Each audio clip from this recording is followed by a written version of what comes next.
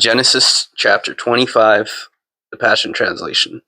Abraham and Keturah's descendants. Now Abraham had taken another wife, whose name was Keturah.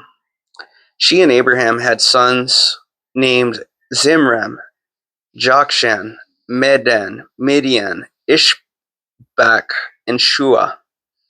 Jokshan was the father of Sheba and Dedan. Dedan's sons were the Asherites, the Letushites, and the Leumites. Midian's sons were Epap, Epher, Hanok, Abida, and Eldah. These were the descendants of Keturah. Abraham gave all that he possessed to Isaac, but to his sons, by his concubines, he gave gifts while he was still living. He sent them all eastward, separating them from his son Isaac. The death of Abraham. Verse 7. Abraham lived a total of 175 years. Abraham took his final breath, dying at a good old age after having lived a full, content life. He joined his ancestors. His sons, Isaac and Ishmael, buried him in the cave of Machpelah, in the field which had belonged to Ephron, the son of Zohar the Hittite, east of Mamre. They buried him next to his wife Sarah in the same field that Abraham purchased from the Hittites. After Abraham had passed, God greatly blessed his son Isaac, and Isaac settled near the well, named the Well of the Living One who watches over me. The descendants of Ishmael. Verse 12. This is the account of the descendants of Abraham's son Ishmael, whom Sarah's servant Hagar, the descendant, bore to Abraham.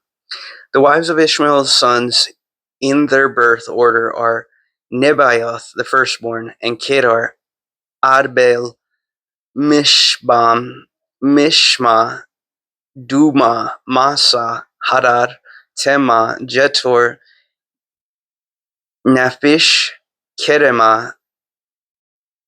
These 12 sons of Ishmael became the princes of 12 tribes that were named after them, listed by the places they settled and camped. They occupied the land from Havilah to Shur, which is east of Egypt, in the direction of Assyria. And Ishmael lived in hostility towards all of his people. At the age of 137, Ishmael breathed his last and died, and was joined to his ancestors. The birth of Jacob and Esau, verse 19. So notice how he had his 12 tribes too.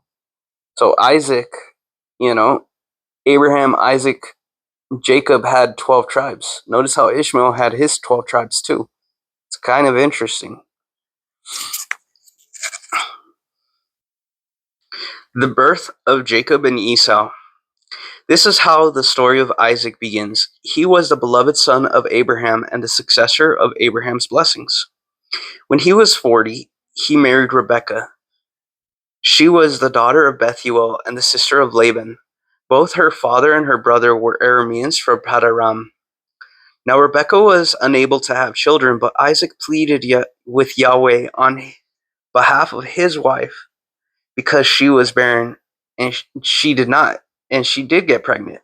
For Yahweh responded to Isaac's prayer. Yes, if you know, you know. During her pregnancy, Rebekah could feel twins thrashing and struggling with each other inside her womb.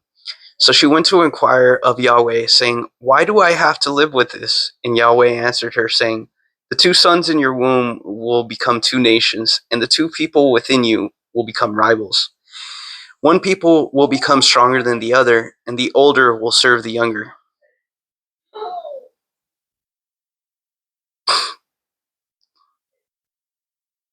And when the time came for Rebekah to give birth, sure enough, she had twins.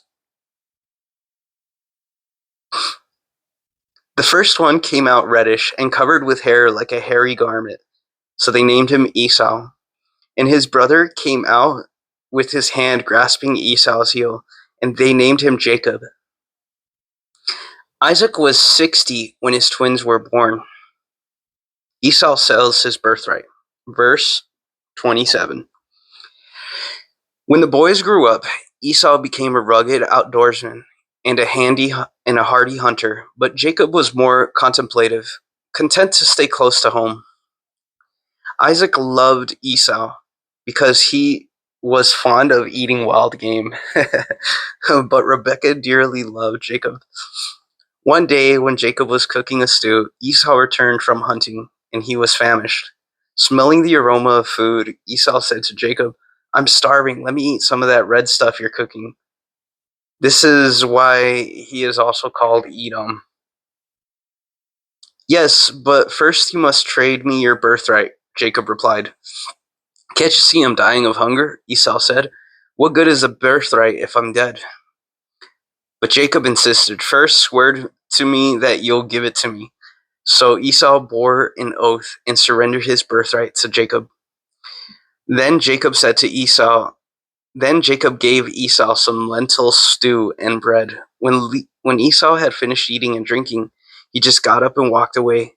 Esau cared nothing about his own birthright.